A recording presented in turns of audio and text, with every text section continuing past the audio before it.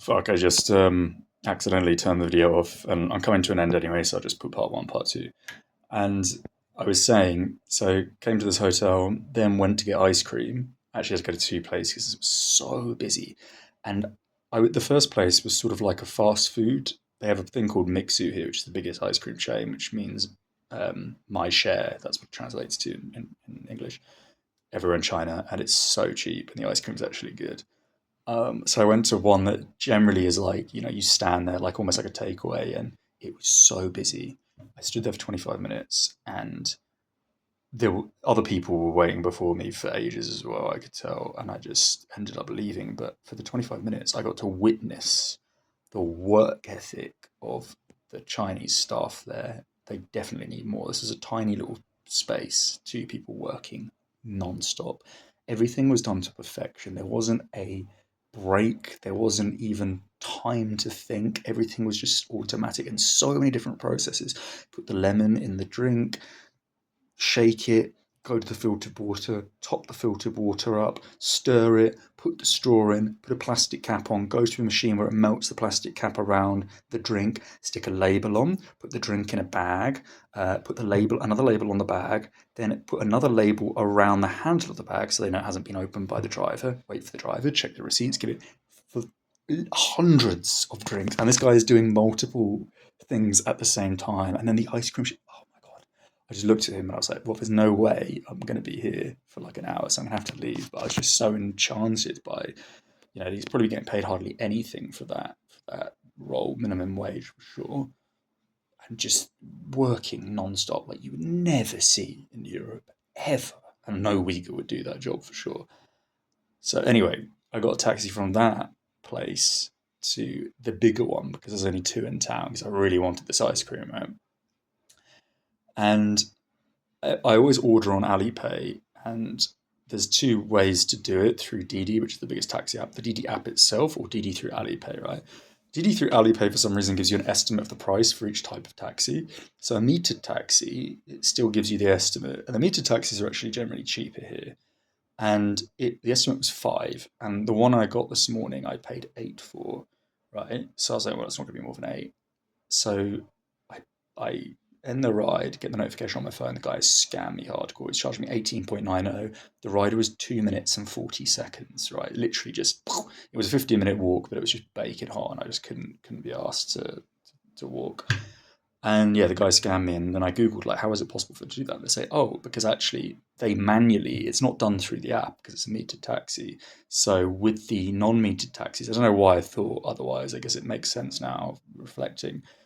All the regular cars like on Uber, Uber dictates the price. On the metered taxi, they dictate the price, and then they upload the price to Didi, who then charge you. But of course, it can't be ridiculous usually. But if you're a foreigner, the guy was like, okay, yeah, I can get away with this. So he added an extra decimal place on. So what should have really been 890 max, he just charged me 1894. So I just contacted Didi. I was like, this fucking guy is a cocksucker. A Uyghur as well, of course. And they gave me a 12 voucher, so it would have cost me 12 off my next ride. But I'm not using the DD app again, and I'm never using a metered taxi again. I didn't even realize, like on the actual DD mini version within Alipay, the estimated fare was five. He charged me 18.90, so nearly 400% more. Um, they're just trash, man. Honestly, just don't. Everyone that might be watching this that doesn't watch my videos or just doesn't understand the concept of travel. I've been traveling for 12 years to over 120 countries. Most of those countries I've been to multiple times. I've been to nearly every region of Kazakhstan, as an example. I've been to Kazakhstan 20, 25 times, to all the obscure places as well that no one goes to. And, this is a reflection of my experience having traveled like that in most of those 120 countries for 12 years non-stop, completely moving continuously.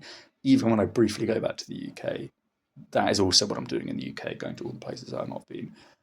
So I'm able to compare, reflect, contextualize based off of this extreme experience. I don't think there's anyone else in the world of my age that has traveled continuously to so many places for the period of time that I'm talking about. I just don't believe that there is at all.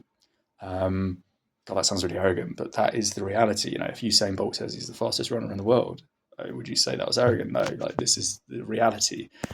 And I can promise you, like, just the whole video, the whole point was me just to say, just don't believe all the propaganda you hear about the persecution of the Uyghur people and the Arabs or whatever. Mate, the way they behave is trash. Like you see it in Europe. They come to Europe and they rape and they pillage and they do all this shit. It's always people from Arabic-speaking countries, sizably. Not always, of course, people from Africa. There's even Europeans that do it, but generally speaking, it's people from Islamic countries. It's this Arabic culture, which is even here. Signage, all the Uyghur signage is in Arabic. It's like we're so far from the Arab world, and yet this poison has spread. So when you see like, oh, they're being persecuted. No, they're not. They're being treated in the way that there's that thing, you should behave how you expect to be treated, right? You should behave to others how you expect to be treated. Well, they behave badly to other people and they get treated in the same way.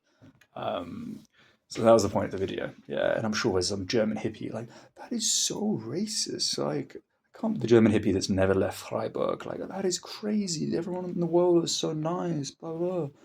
Yeah, I come across them all the time. There's just nothing going on. Anyway, I'll leave it there.